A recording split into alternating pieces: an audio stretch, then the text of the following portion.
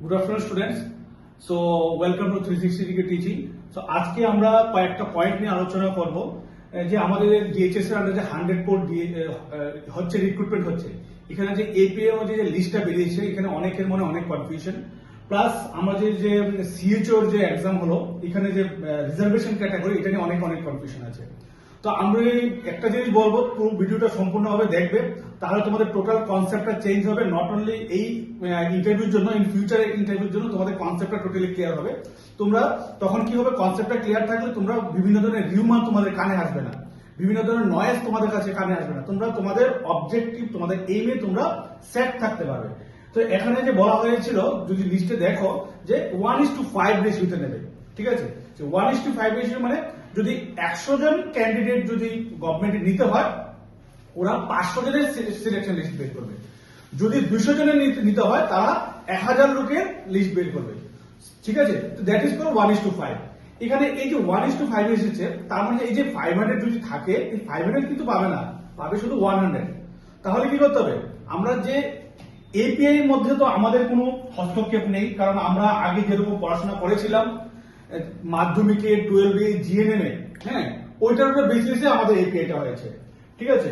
তো এখন কথা হচ্ছে গিয়ে, আমরা যদি দেখি যে এপিআইটা কিভাবে রিক্রুট হয়েছে, যে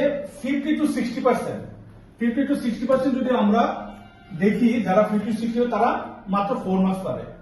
যাদের মাধ্যমিকে 50% থেকে 60% মধ্যে আছে, যারা 12-এ 50-60 মধ্যে, তারা 4 মার্কস পাবে। আর যারা নার্সিং এ 50-60 মধ্যে, তারা 12 মার্কস পাবে।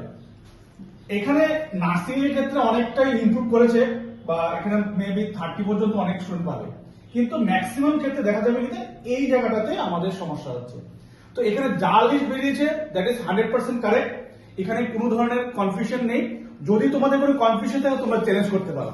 এখানে পুরো ব্যাপারটা কিন্তু ট্রান্সপারেন্ট।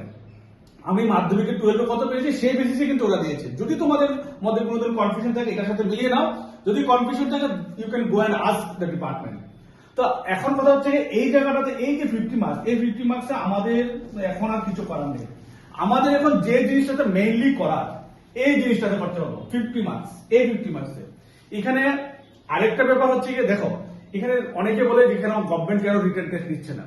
গভর্নমেন্ট যখন রিটেন টেস্ট নেয়, তখন রেগুলার পোস্টে এগেইনস্টে নেয়।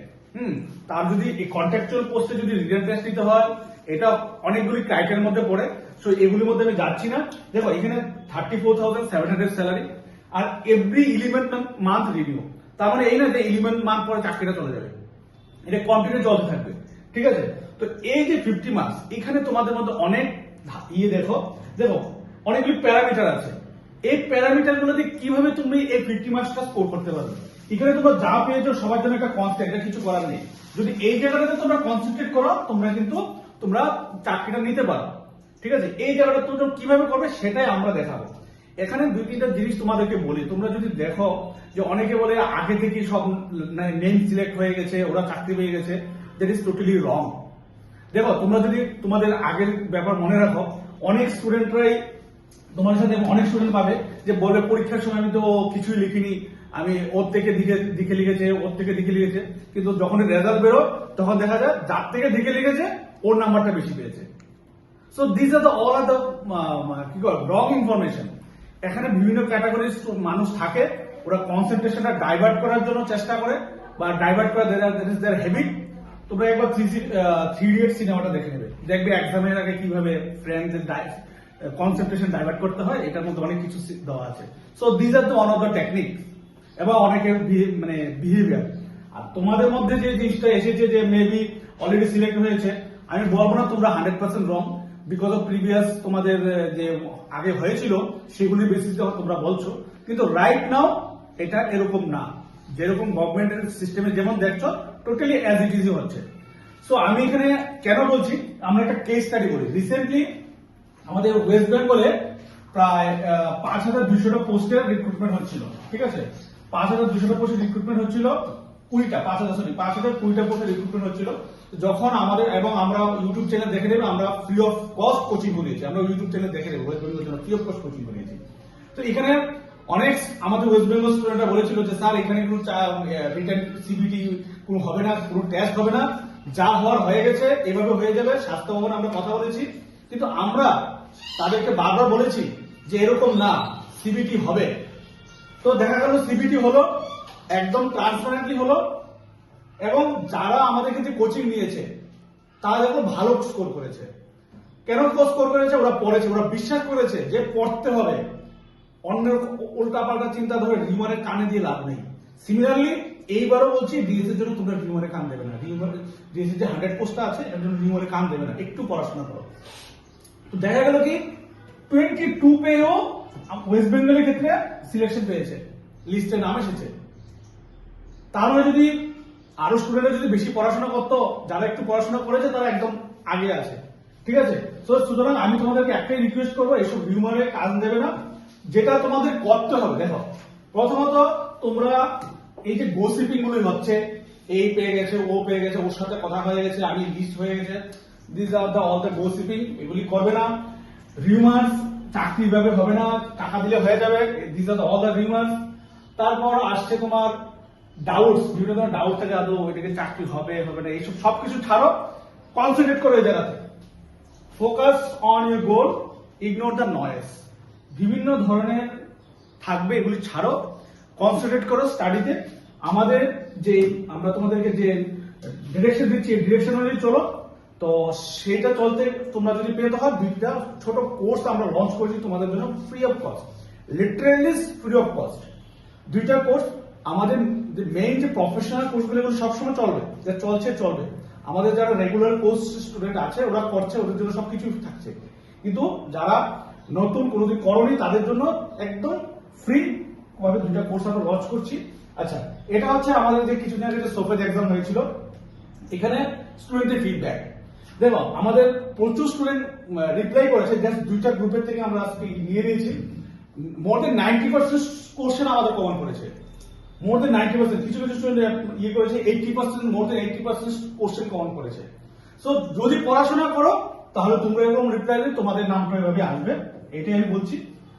আর যেটা আমাদের যে সোফেদের যে ডিএইচএস এর যে 100টা পোস্ট আছে, এটার জন্য আমাদের নর্মালি ইউটিউব ক্লাস হবে, শুরু করছে আমরা 10 তারিখ থেকে। আমাদের সান নেবে ফ্রি অফ কস্ট, ইউটিউবে তোমরা অ্যাটেন্ড করবে।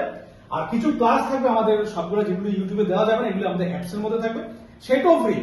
শুধুমাত্র একটাই ব্যাপার, ইন্টারনেট হ্যান্ডলিং চার্জ একটা থাকে। হ্যাঁ, ইন্টারনেট হ্যান্ডলিংটা এটা অ্যাপস এর একটা গাইডলাইন, হ্যাঁ, ইয়ে থাকে যারা অ্যাপস প্রোভাইডার। হ্যাঁ, তো এটার ক্ষেত্রে তোমাদের অনলি 20 রুপিস, অনলি 20 রুপিস তোমরা ইয়ে করবে, ঠিক আছে? আর তোমাদের এখানে আর কিছু দিতে হবে না। নেক্সট হচ্ছে গিয়ে তোমাদের আরেকটা মেইন ইয়ে হচ্ছে গিয়ে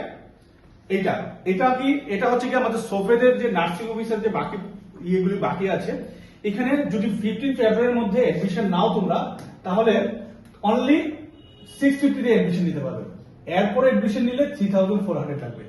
এটা সোফেদের যে বাকি কোর্সগুলো এগুলির জন্য, তো অনলি 650 রুপিস, ঠিক আছে?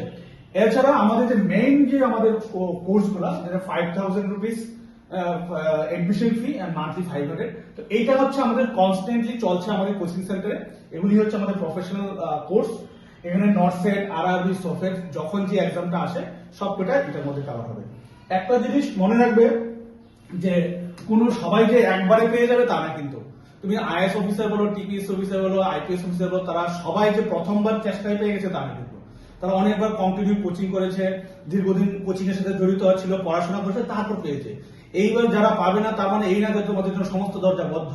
আগামী দিনে অনেক নোটিফিকেশন আসছে, তোমরা এইগুলিতে চেষ্টা করো, এইগুলো এখানে এডমিশন নাও, মান্থলি চলতে থাকো। আমরা যখন যে এক্সামটা আসবে সেই এক্সামটা ফেস করতে পারবে। আমি 100% শিওর, তোমরা যদি কন্টিনিউ আমাদের স্যারের ডিরেকশন মতো, আমাদের ডিরেকশন মতো চলতে থাকো, within 1 or 2 year you will definitely got some, মানে একটা ভালো একটা জব পেয়ে যাবে। এছাড়া আমাদের আরো একটা পোস্ট থাকছে এমপিডব্লিউ একটা পোস্ট থাকছে, এখানে এটা রেগুলার চলতে থাকে আমাদের এমপিডব্লিউর জন্য। আর এখন কথা হচ্ছে গিয়ে তোমরা যে সোফেট বলো বা ডিএইচএস যে 100 পোস্ট বলো, এটা কিভাবে পড়বে তোমরা? আমি জানি তোমরা বিভিন্ন কাজের জন্য এনগেজ আছো, তোমাদের কোনো ধরনের বই নিতে হবে না, কোনো ধরনের প্রিন্ট আউট ক্যারি করতে হবে না, জাস্ট মোবাইলটা হাতে থাকলেই চলবে। মোবাইলটা হাতে থাকলে মোবাইল অ্যাপস এর মধ্যে সমস্ত কিছু পেয়ে যাবে। তোমরা মোবাইলটা হাতে থাকলেই তোমরা টোটালি প্রিপেয়ার হতে পারবে। তো মোবাইলটা তুমি যে কোনো জায়গাতে নিয়ে যেতে পারো, ঠিক আছে? সো আই উইশ তোমরা তোমাদের কনসেপ্টটা ক্লিয়ার করতে পেরেছো। So best of luck and thank you.